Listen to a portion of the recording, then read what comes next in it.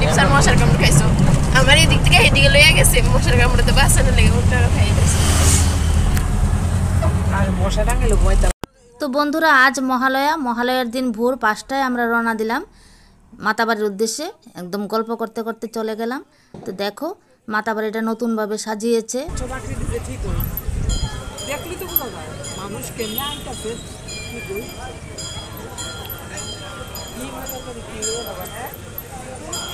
ওই ফুল দেখো না, ফুল দিয়ে সাজাইবো চতুর্দিকে ফুল। আজকে দেখো না কিরম সাজানো সাজানো।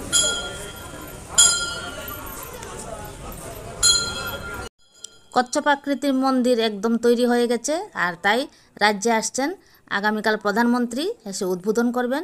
সেজন্য মন্দিরটাকে সম্পূর্ণরূপে ফুল দিয়ে, ফুলের মালা দিয়ে খুব সুন্দরভাবে সাজাচ্ছে।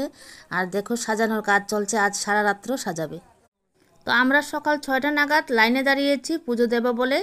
আর লাইনটাও ভীষণ বড় ছিল। এত সকালবেলায় এত বড় লম্বা লাইন, কারণ আজ মহালয়া।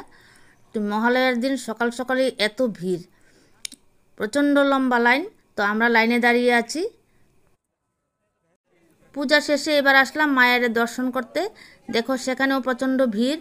আর তারপরও একে একে আমরা সবাই দর্শন করতে পেরেছি ভালো করেই। তারপর প্রণাম করে চলে আসলাম প্রণামী দিতে।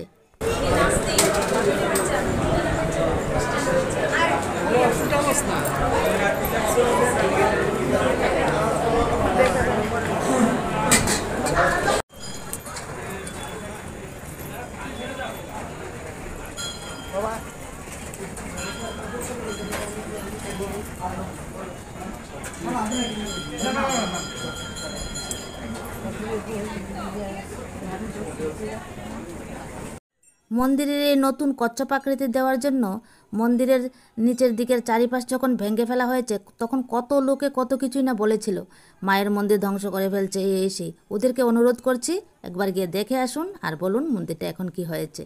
অদ্ভুত হয়েছে, একদম অদ্ভুত।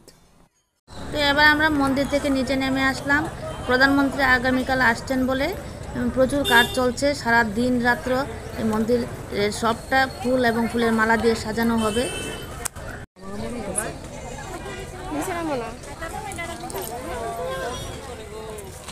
এখন তো কচ্ছপ তো এখন আসলাম আমরা ঘাটে, মানে কল্যাণ সাগরের ঘাটে। তো সেখানে আজ সকাল বলে কচ্ছপ দেখা যাবে না, মাছও দেখা যাচ্ছে না তেমন। তারপরেও আমরা জলটাকে প্রণাম করে চলে যাব, তাই জলে নেমে একটু প্রণাম করে চলে আসলাম। ভিডিওটা ভালো লাগলে লাইক কমেন্ট শেয়ার করার অনুরোধ রইল। সবাই ভালো থেকো, সুস্থ থেকো। মাতৃপুরেশ্বরী যেন সবার উপরে আশীর্বাদ রাখেন, সেই কামনায় শেষ করছি আজকের এই ভিডিওটা। তো সবার জন্য শুভকামনা রইল।